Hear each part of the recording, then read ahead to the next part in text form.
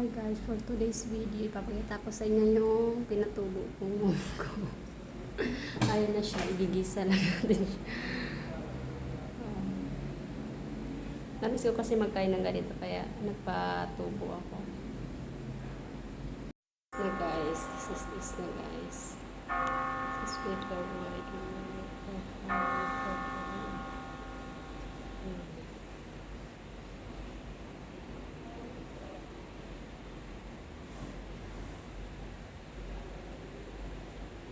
bubunutin natin siya.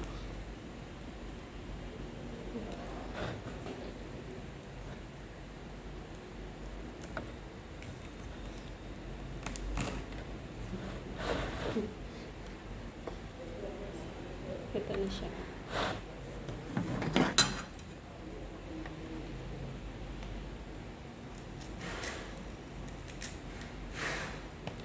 Putuloy natin yung ugat.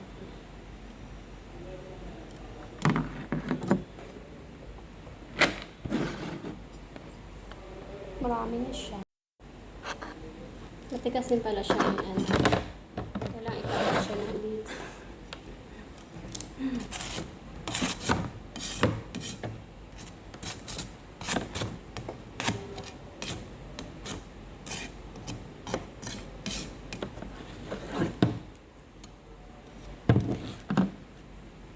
Matigas yung ano, ganyan.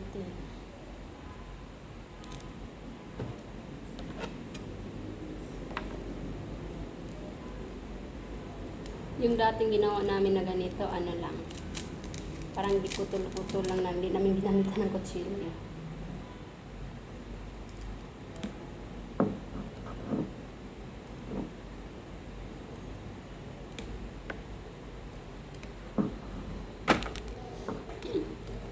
Dati hindi ako mahilig magkain ng ganito. Pero nagpatubo kami ulit.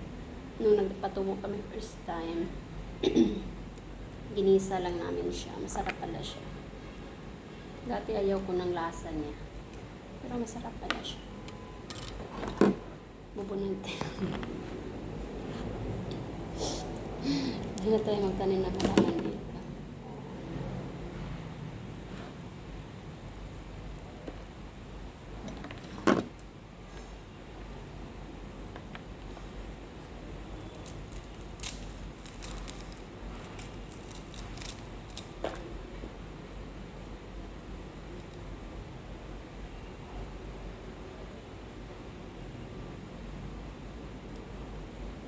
Okay, sarap ng buhay, char.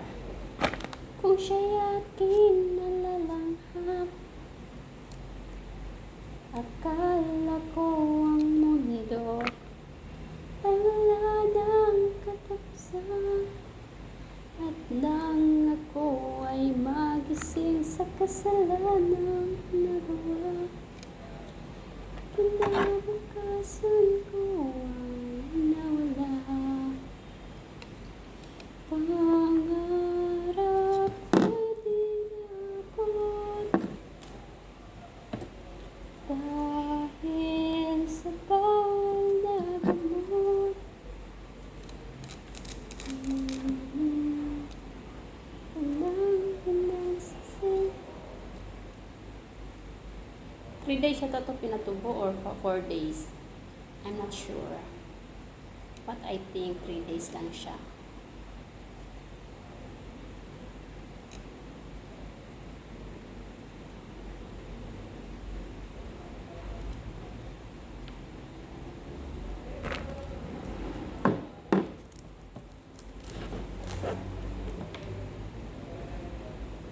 Ito guys, ito na naman ako, nag-video kasi nag-iisa lang naman dito ako sa bahay. Ako lang mag-isa dito sa bahay, kaya tapos ko lang din maglinis.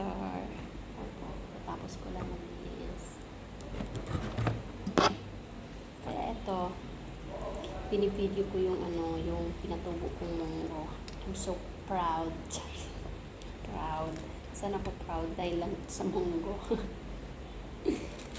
Gusto ko lang i-share. Gusto ko lang i-share yung ganap ko ngayong araw na to.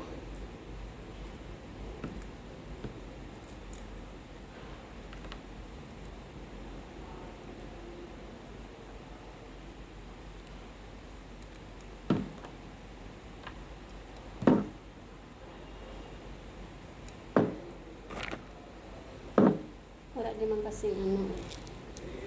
Wala kang kausap, kaya kausapin mo na lang yung sarili mo. Para pag may nakarinig sa'yo, akala lang nababaliw ka na. Ay, Diyos ko. Baliw-baliwan.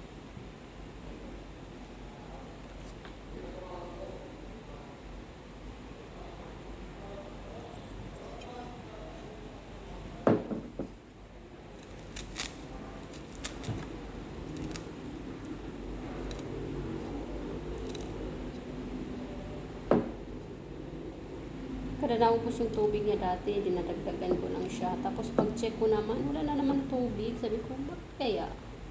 Hinihigop ko siguro ng ano niya, ng mga tubig niya. Ganyan.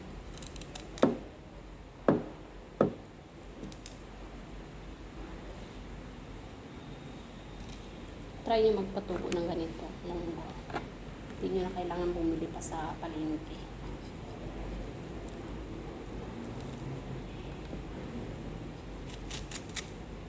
Mga ilang ano lang siguro to. Isang ganito lang sa kamay ko. Kasi maraming munggo dito tapos di lang nagagamit. Nasisira lang. Kaya ito.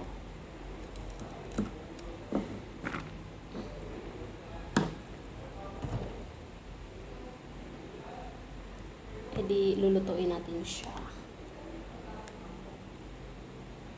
Kasi hindi pa ako nakakain ng oras. Fairness, ngayon maaga ako nakagising. Dati kasi nagising ako 8, 7, 7 and half. Ngayon nagising ako ng 6 ng umaga.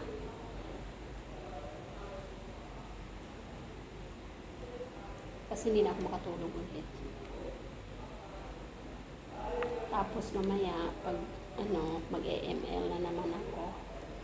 Kasi nakakaano din mag-nood ng drama eh. Paulit-ulit lang din yung kwento. Kwento ng pag-ibig. Pag-ibig. Kaya huwag na kayo magpag-ibig pa. Sa una lang yung masaya. Joke lang. Kasabi niyang bitter. Ampalaya. Ampalaya, it's mapait.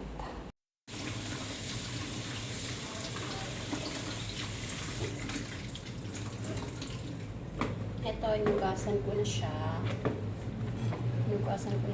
Tapos, pinahaba na ng mga lamas, bawang, sibuyas.